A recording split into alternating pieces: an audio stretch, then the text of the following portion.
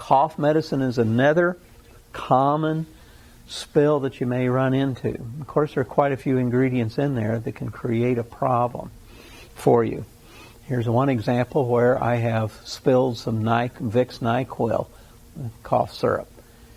Just remember that in addition to the normal food dyes, and since most of your cough syrups contain alcohol, usually the dyes that are used are food type dyes. They're soluble in alcohol.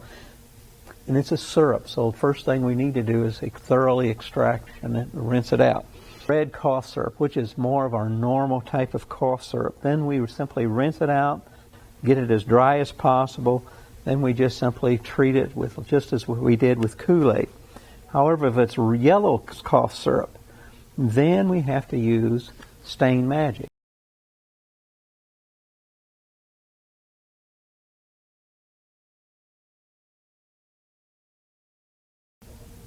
Here about 6 months ago, I spilled this cough syrup pretty heavily onto this piece of non-stain resist carpet.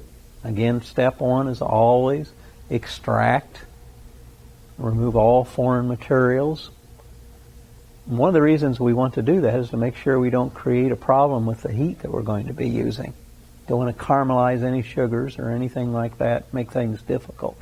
Apply the red relief again extremely heavily, totally saturating the face fibers, making sure that I'm getting it down into the backing. Just as with Kool-Aid, I'm just applying my damp Turkish towel. Steam iron again, set at the lowest steam setting.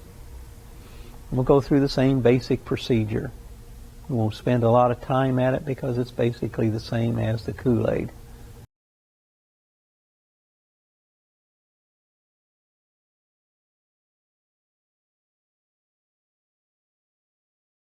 Extraction rinse out the red relief. Stain is gone.